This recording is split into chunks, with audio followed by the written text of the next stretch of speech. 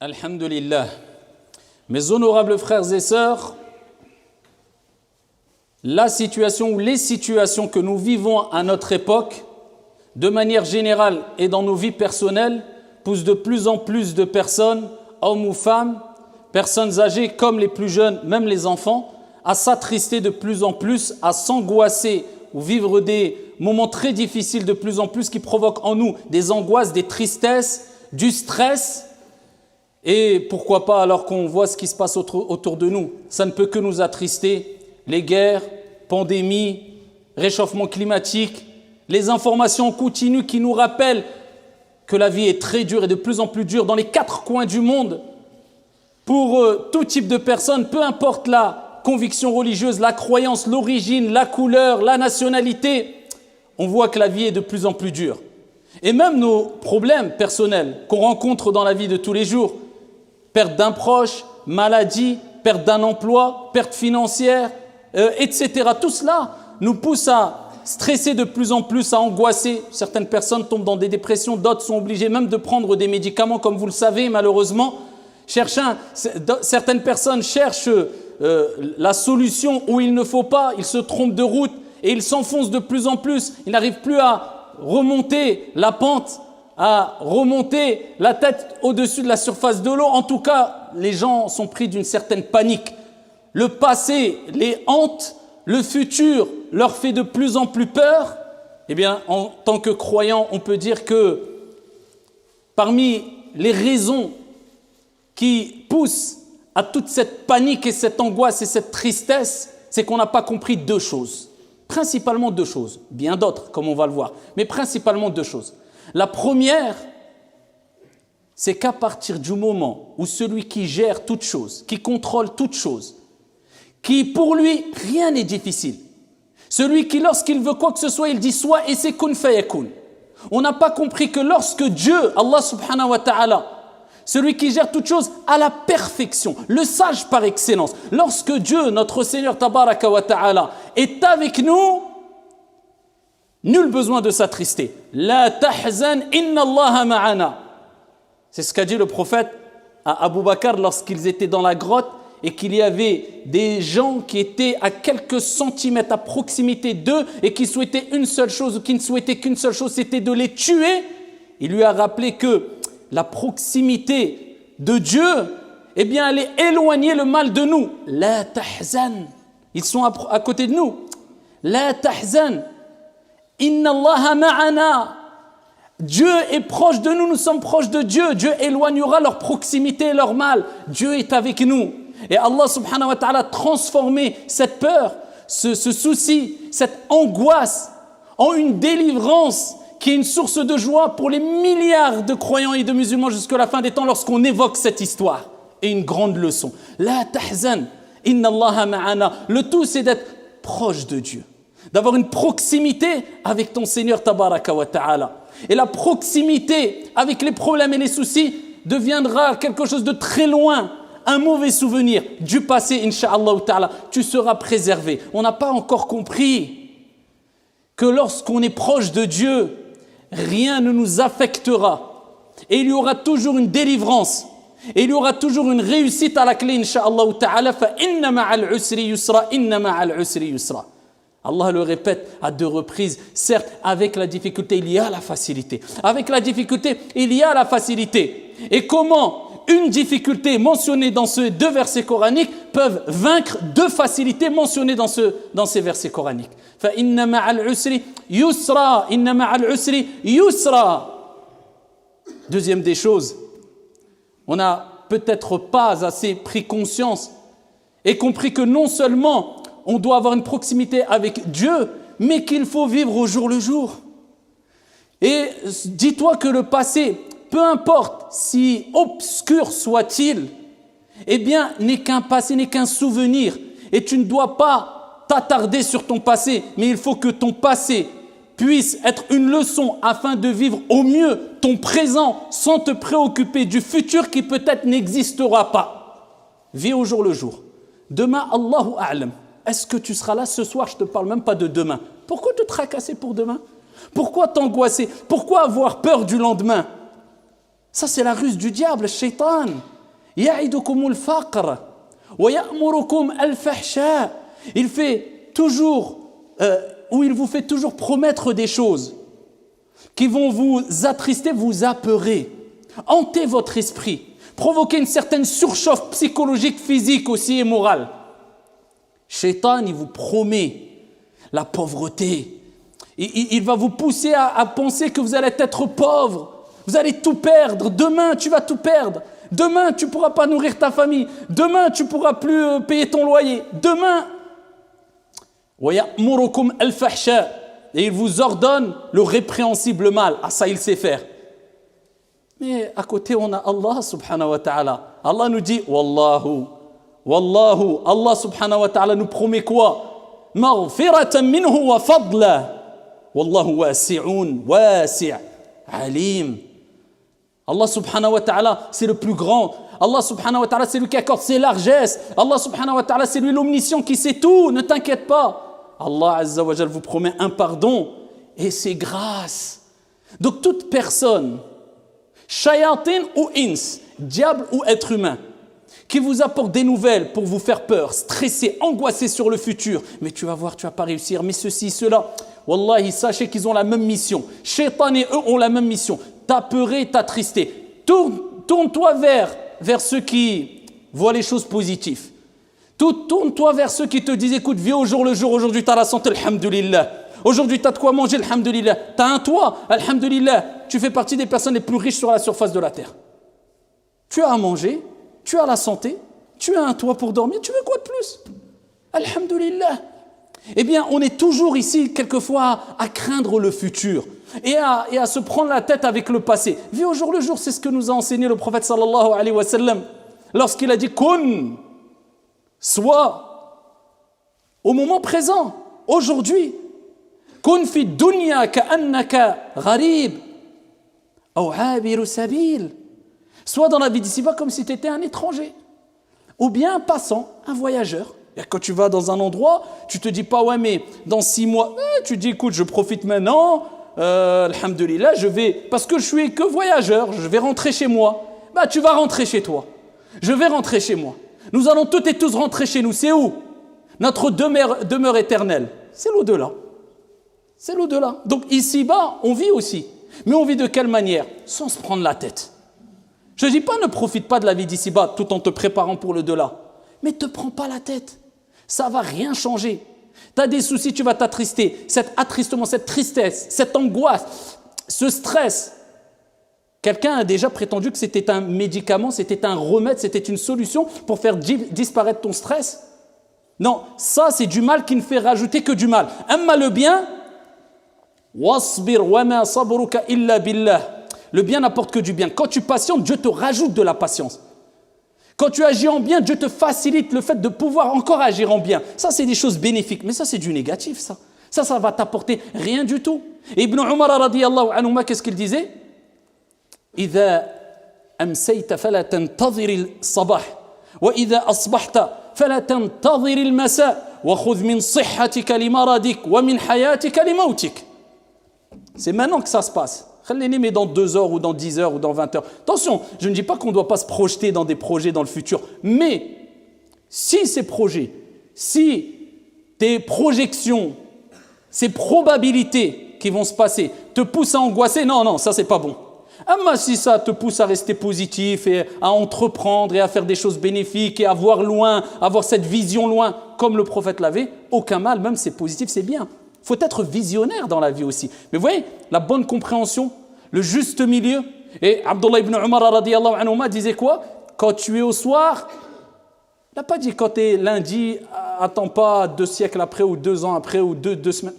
Quand tu es au soir, n'attends pas le matin. Et quand tu es le matin, n'attends pas le soir.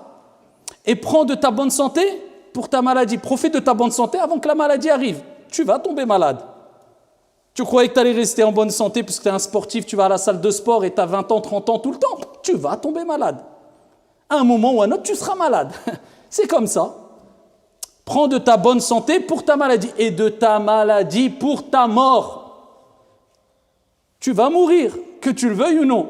Donc profite pendant cet instant où tu es ici encore, et de ta vie, pardon, pour ta mort. Profite pendant que tu es en bonne santé avant que tu tombes malade.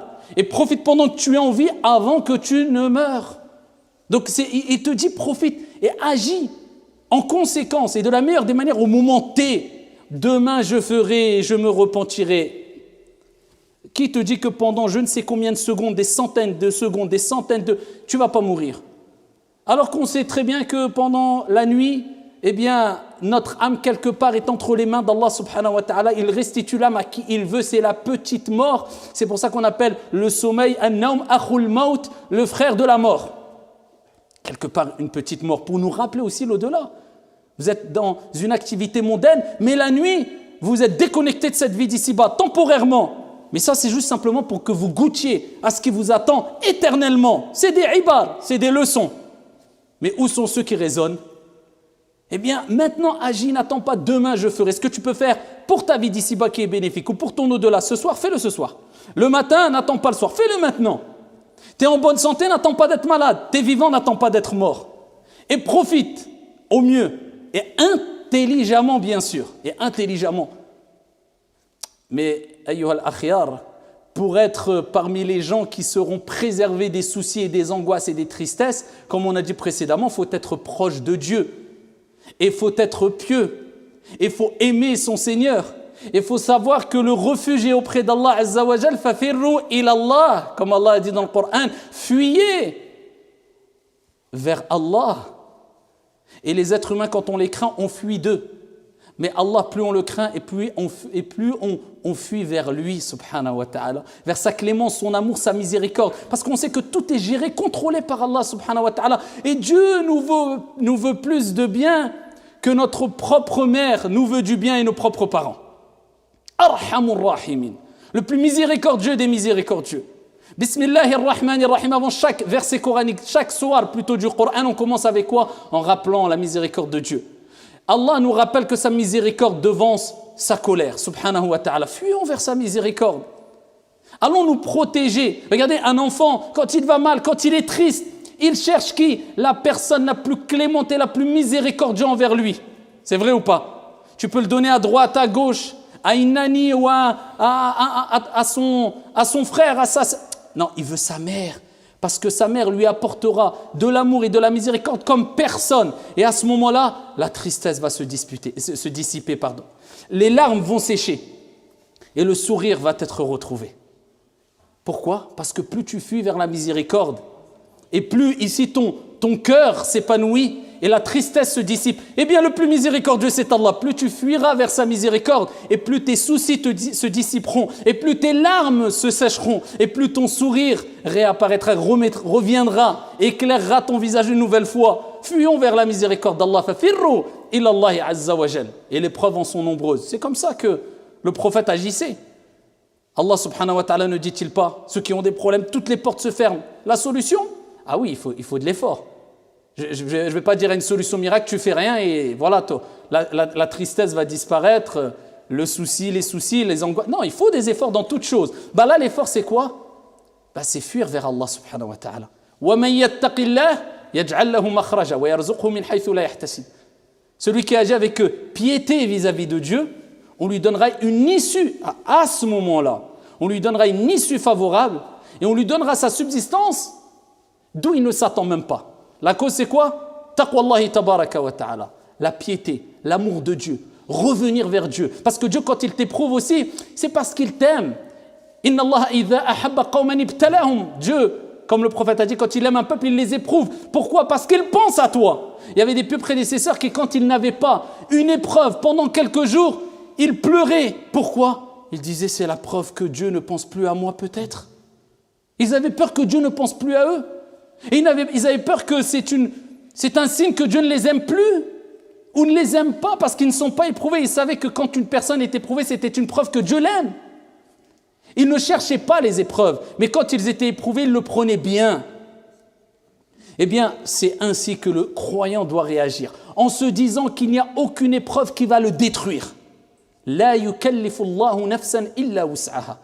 Allah ne donne à aucune âme une charge au-dessus de ses capacités. Tout ce que tu vis, tu pourras le supporter. Donc dès que l'épreuve arrive, si grande soit-elle, tout de suite tu te dis quoi? Inna lillahi wa inna ilayhi raji'un. Nous appartenons à Dieu et à Dieu nous retournerons comme Allah nous l'a dit. Et je sais que je pourrai supporter cette épreuve avec l'aide et l'assistance de Dieu, car il n'y a aucune âme qui a une épreuve au-dessus de sa capacité. Alhamdulillah. Donc la crainte d'Allah subhanahu wa ta'ala, le prophète, alayhi afdalu salati wa azka taslim, lui aussi il avait des épreuves. Lui aussi a eu des moments de peur, des moments d'angoisse, des moments de tristesse. Ça c'est le prophète, donc c'est humain. Mais comment réagissait-il? À titre d'exemple, Hudayfa radiyallahu anhu warda disait, comme jaa fi sahih, كان النبي صلى الله عليه وسلم إذا حزبه أمر صلى. Le prophète alayhi salatu wasalam, lorsqu'il était touché par un problème, une chose qui le préoccupait, une mauvaise nouvelle, une tristesse, une crainte quelconque, il faisait quoi? Comme nous, on a tendance à faire, aller pleurer, à frapper à toutes les portes de cette vie d'ici-bas, et quelquefois en suppliant comme peut-être on n'a jamais supplié celui qui méritait les meilleures des supplications, à savoir Allah subhanahu wa ta'ala. S'il te plaît, aide-moi, sors-moi de ce problème, je te donnerai ce que... Wallah ya akhi, wallah ya ukhti. Tu sais comment tu es en train de supplier la personne là, presque à te mettre à genoux. Si tu suppliais comme ça, peut-être ton Seigneur ne serait-ce que pendant 10 secondes, tes soucis, non seulement ils disparaîtraient, oui, ils auraient disparu, mais en plus de cela, Dieu aurait transformé tes soucis en une joie et une réussite et une félicité. Nous, on se concentre vraiment dans les supplications, dans la demande d'aide, vis-à-vis de la créature, en oubliant que c'est le Créateur qui gère toutes choses, subhanahu wa ta'ala. Dans l'application, on a du mal à prouver qu'on a compris ça. Dans la théorie, on le connaît tous, moi le premier. Mais quand on est touché, l'application, c'est autre chose. Dis-toi maintenant, ça y est, tu as eu la théorie, là c'est le contrôle. Là c'est le contrôle, maintenant tu as l'épreuve, on aura tous des... Voilà, Dieu t'éprouve, t'inquiète pas, ça va passer, l'épreuve va passer, et tu vas même peut-être en rire de tes problèmes passés. Donc surmonte les problèmes de la meilleure des manières avec l'assistance de ton Seigneur, tabaraka wa ta'ala. Allah dit au prophète, alayhi salatu wassalam, وَلَقَدْ نَعْلَمُ أَنَّكَ يَضِيقُ صَدْرُكَ بِمَا يَقُولُونَ. Et nous savons que ta poitrine se serre, que tu es angoissé à cause de ce qu'ils disent sur toi. Ça, c'est Allah qui parle au prophète, c'est humain. Dieu, ce qu'il dit au prophète, on sait, وَلَقَدْ نَعْلَمُ أَنَّكَ يَضِيقُ صَدْرُكَ بِمَا يَقُولُونَ. On sait ça, on sait. Ça te fait mal, mais Allah lui donne la solution. فسبح بحمد ربك وكن من الساجدين واعبد ربك حتى يأتيك اليقين. Glorifie, exalte le nom de ton Seigneur tabaraka wa ta'ala et sois parmi celles et ceux qui se prosternent et adore ton Seigneur jusqu'à ce que te vienne la certitude, c'est-à-dire al-maut, la mort. Le reste, ne t'inquiète pas. Nous, on s'en charge. La tahzan, ne t'attriste pas. Inna Allaha ma'ana. Allah est avec nous. Ce qu'a dit ici le prophète Abu Bakr radiyallahu anhu, c'est rien, c'est un détail. Allah lui rappelle la solution, glorifie Allah. Quand on a des problèmes, est-ce qu'on dit subhanallah, alhamdulillah, la hawla wa la quwwata illa billah, cette formule qui, par la permission d'Allah, eh bien, fait transformer les mauvaises situations en bonnes situations. Il n'y a de transformation, de force et de puissance qu'en Dieu. La hawla wa la quwwata illa billah. Est-ce qu'on glorifie Allah? Est-ce qu'on court vers la salle d'ablution pour faire l'odo et faire 2 rak'at, comme le prophète faisait? Il allait faire la prière quand il y avait un souci. Comme Allah nous a dit dans le Coran, fasabbih bihamdi rabbika wa kun minas sajidin, et sois parmi ceux qui se prosternent et adore ton Seigneur, wa'bud rabbaka hatta ya'tiyaka al-yaqin, jusqu'à ce que te vienne la mort, c'est-à-dire lâche pas la ibada, l'adoration, et le reste ne t'inquiète pas. Et pour terminer, ayyuhal akhyar, alhamdulillah qu'il y a des épreuves aussi quelque part. Parce qu'on sait très bien que les épreuves nous poussent à prendre conscience des innombrables bienfaits accordés par le Créateur suprême, Allah subhanahu wa ta'ala. Et lorsque le brouillard des épreuves disparaît, eh bien celui-ci laisse place à la clarté des millions, voire des milliards de bienfaits qu'on a tendance à mettre de côté et à oublier. C'est pour cela que quand on a une épreuve et que l'épreuve disparaît, on ressent un apaisement et un bonheur, et on a une prise de conscience quant aux bienfaits de Dieu qui étaient à nos yeux simples, mais qu'on avait tendance à banaliser. On reprend conscience de tous ces bienfaits-là et on remercie Dieu. Mais s'il n'y avait pas ces épreuves, eh bien, on aurait continué à banaliser ces bienfaits. Des choses simples, mais essentielles. La famille, le toit, le fait d'avoir le ventre plein, le fait de pouvoir prier, le fait de pouvoir marcher, le fait de pouvoir voir, le fait de pouvoir avoir du goût, le fait de pouvoir avoir des amis, avoir une famille, avoir des proches, etc., etc. Tous ces bienfaits qui, même les plus riches dans cette vie d'ici-bas, eh bien, avec tout l'argent qu'ils ont, quelquefois, ils ne peuvent pas acheter un de ces bienfaits, car c'est des bienfaits qui ne s'achètent pas. Avez-vous déjà vu quelqu'un à qui on a annoncé un cancer et sa mort proche parce qu'il n'y avait plus aucune solution, racheter sa bonne santé? Ou quelqu'un à qui on a annoncé que ça y est, dans quelques heures, il allait mourir parce que voilà, il est en fin de vie. Sa famille a pu racheter avec ses milliards sa vie. Il y a des bienfaits, wallah, ils sont inestimables. Ils n'ont pas de prix. C'est pour ça que le prophète sallallahu alayhi wa sallam nous dit, comme jaa fi sahih Muslim, انظروا إلى من هو أسفل منكم ولا تنظروا إلى من هو فوقكم. Regardez ceux qui sont au-dessous de vous, dans le dunya, dans les bienfaits, et ne regardez pas ceux qui sont au-dessus. Ceci vous empêchera de minimiser les bienfaits de Dieu, d'Allah subhanahu wa ta'ala sur vous. Si demain on vous annonce qu'Allah vous préserve et nous préserve toutes et tous de toute maladie, mais si demain on nous annonce, ou à l'un d'entre nous, qu'il est touché par un cancer et qu'il ne lui reste plus qu'1 an à vivre, billahi alaykum, est-ce que les plus gros des soucis qu'il aura eu dans cette vie d'ici-bas ou qu'il aura dans cette vie d'ici-bas ne sera pas autant mesquin que ridicule à ses yeux? Il n'en aura rien à faire. Quoi? J'ai perdu mon emploi, j'ai plus d'argent, il ne pensera plus à ça. Et si on lui annonce après 6 mois, en fin de compte, miracle, tu as guéri de ton cancer, allez le voir. Vous voyez que les épreuves, c'est une des meilleures leçons et un des meilleurs moyens pour nous remettre sur les rails. Mais n'attendons pas d'être éprouvés, d'être dans le mal pour invoquer Dieu, car le prophète alayhi salatu wassalam a dit, celui qui évoque Allah, celui qui pense à Dieu, celui qui est reconnaissant lorsque tout va bien, eh bien Allah subhanahu wa ta'ala pensera à lui. Allah subhanahu wa ta'ala l'assistera quand tout va mal. هذا وصلوا وسلموا رحمكم الله على نبي المختار كما أمركم بذلك جل وعلا حينما قال إن الله وملائكته يصلون على النبي يا أيها الذين آمنوا صلوا عليه وسلموا تسليما اللهم صل وسلم وزد وبارك على عبدك ورسولك محمد وعلى آله وصحبه وسلم تسليما كثيرا وارض اللهم عن الخلفاء الراشدين المهديين ببكر وعمر وعثمان وعلي ومن تبعهم بإحسان إلى يوم الدين.